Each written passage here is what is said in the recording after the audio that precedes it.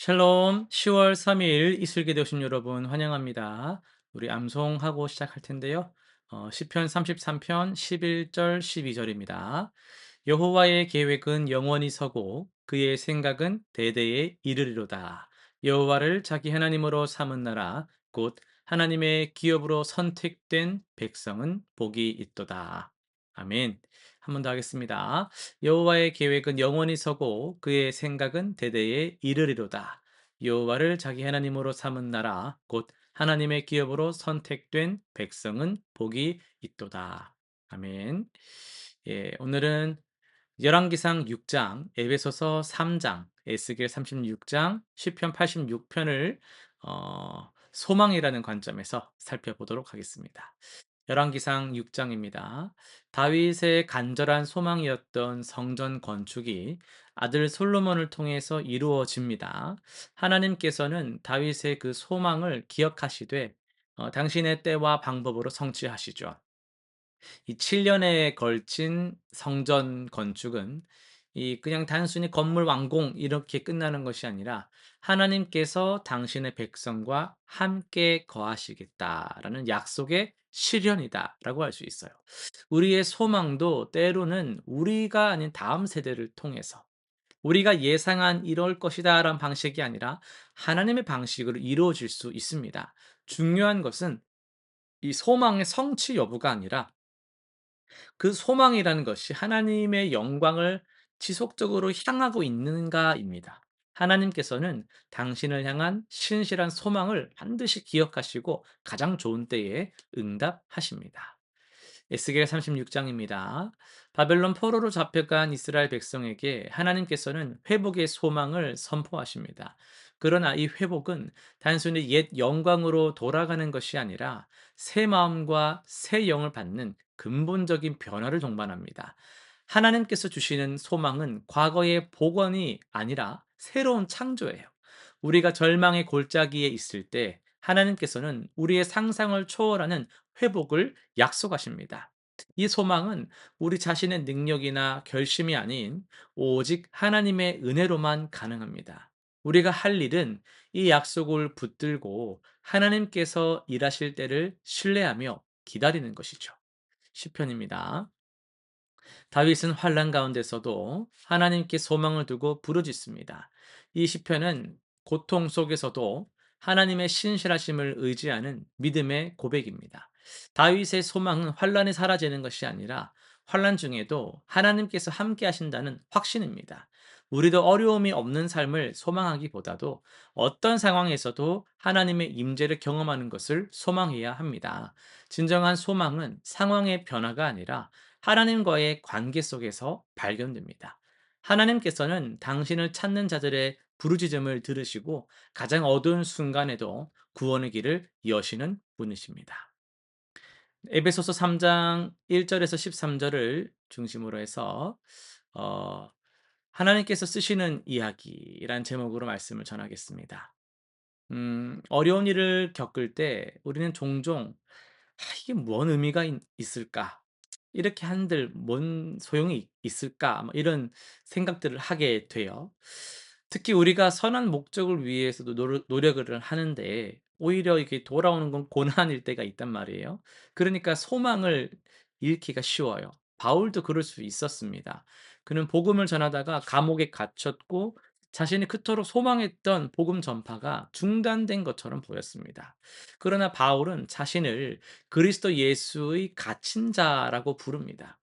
로마 황제의 죄수가 아니라 그리스도의 갇힌 자입니다. 이것은 단순한 긍정적 사고가 아니거든요. 바울은 자신의 상황이 하나님께서 쓰시는 더 큰 이야기의 일부라는 것을 깨달았어요. 그가 감옥에 갇힌 것조차도 '아 내가 갇혔네. 끝났네.' 이런 것이 아니라 하나님 나라의 비밀이 드러나는 과정으로 봤다라는 거예요. 바울이 전한 비밀이 무엇입니까? 이방인들도 유대인과 함께 상속자가 되고 함께 지체가 되며 함께 약속에 참여한다는 것입니다. 오늘날 우리에게는 너무나도 당연해 보이는 말들이지만 당시로서는 충격적인 선언이었거든요. 2000년 동안 유대인들은 자신들만이 하나님의 선택받은 백성이라고 믿었어요. 그런데 이제 혈통도 할례도 율법 준수도 필요 없이 오직 믿음으로 누구나 하나님의 자녀가 될 수 있다는 것이죠. 여러분, 근데 이게 왜 소망의 메시지입니까? 이것은 하나님께서 당신의 약속을 포기하지 않으신다라는 증거이기 때문입니다. 수백 년 동안 선지자들이 예언했고 경건한 사람들이 기다렸던 메시아가 오셨어요. 그리고 그 메시아는 한 민족만을 위한 분이 아니라 모든 사람을 위한 구원자셨습니다. 하나님의 계획은 우리가 생각했던 것보다, 그들이 생각했던 것보다 훨씬 더 크고 아름다웠다는 거죠. 바울은 자신이 이 복음의 일꾼 된 것을 아주 특권으로 여기고 있습니다. 그는 모든 성도 중에 지극히 작은 자라고 자신을 낮추지만 동시에 또 측량할 수 없는 그리스도의 풍성함을 전하는 이 사명의 위대함을 아는 자였습니다. 여기서 우리는 소망의 역설을 봅니다. 우리 자신을 우리가 막 내세우고 이렇게 하지 않거든요. 우리 자신은 보잘것없다고 하지만 우리가 전하는 메시지는 우주적으로 중요하다라는 것이죠. 더 놀라운 것은 교회를 통해서 하늘의 권세와 능력들도 하나님의 지혜를 알게 된다라는 말씀입니다.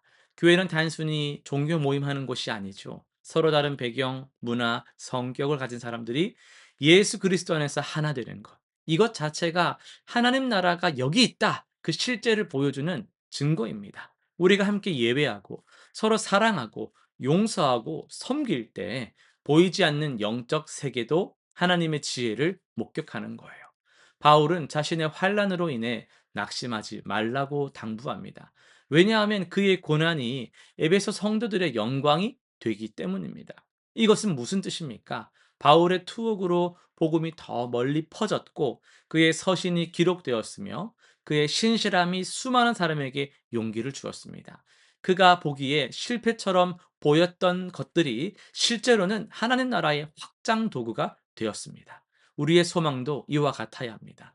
우리 개인의 성공이나 편안함이 아니라 하나님의 나라가 이루어지는 것, 그리스도의 몸된 교회가 세워지는 것, 잃어버린 영혼들이 주께로 돌아오는 것을 우리는 소망해야 합니다. 이런 소망은 실망으로 끝나지 않습니다. 왜냐하면 하나님께서 창세 전부터 계획하신 일이고 그리고 그리스도께서 십자가에서 완성하신 일이며 성령께서 지금도 이루어 가시는 일이기 때문입니다. 여러분, 우리 각자의 삶은요, 하나님이 쓰시는 큰 페이지의, 큰 이야기의 한 페이지입니다. 때로는 우리가 읽는 페이지는 이해하기가 어렵고, 무슨 말이지? 고통스럽다. 아니, 무슨 의미가 있어? 이렇게 생각될 수도 있어요. 그러나 하나님께서는 그 모든 페이지를 아시고 그분의 경륜 속에서 전체 이야기를 완성해 가십니다. 바울처럼 우리도 우리 상황만이 아니라 하나님의 신실하심에 소망을 두어야 합니다. 우리의 작은 순종과 신실함이 우리가 상상하는 것 이상으로 하나님 나라를 위해 쓰임 받을 것입니다. 이것이 흔들리지 않는 소망입니다. 실천 사항 세 가지 정리해 보겠습니다. 첫 번째는요. 이번 주에 내 삶에서 참 이게 뭐가 의미가 있어. 이런 일들 한 가지를 한번 찾아서 적어 보세요. 그리고 하나님께서는 지금 이것을 통해서 무엇을 하기를 원하실까? 무엇을 하고 계실까라고 기도하면서 묵상해 보기를 바랍니다. 두 번째는요. 나와 좀 다르다 싶은 그런 성도, 지체를 한 분 만나 가지고 대화할 시간 꼭 가져 보세요. 늘 만나던 사람들끼리만 만나는 것이 아니라 조금 내가 평소에 교제가 좀 적었던 분들도 만날 수 있다면 만나서 그리스도 안에서 또 유익을 누리고 가족인 것을 경험하시기를 바랍니다. 세 번째는요. 내 개인적인 소망 목록을 한번 점검해 봅시다. 그중에서 하나님 나라의 확장과 관련된 소망을 구체적으로 또 기도 제목으로 삼으시길 바라요. 매일 그것을 위해 기도하며 하나님의 때를 기다리시길 바랍니다. 기도하고 마치겠습니다. 하나님 아버지, 우리의 이런 사소하고 작은 이야기를 하나님의 큰 이야기 속에 엮어 주심에 감사드립니다. 우리가 비록 이해하지 못하는 순간에도 하나님은 신실하게 일하심을 우리가 믿습니다. 우리의 소망이 세상이 주는 것이 아니라 그리스도 안에 있는 영광에 고정되게 하여 주시옵소서. 나를 통하여서 하나님 나라가 드러나게 하시고 교회가 더욱더 세워지게 하셔서 잃어버린 영혼들이 주께로 많이 돌아온 역사를 우리가 보게 하여 주옵소서. 예수님의 이름으로 기도드립니다. 아멘.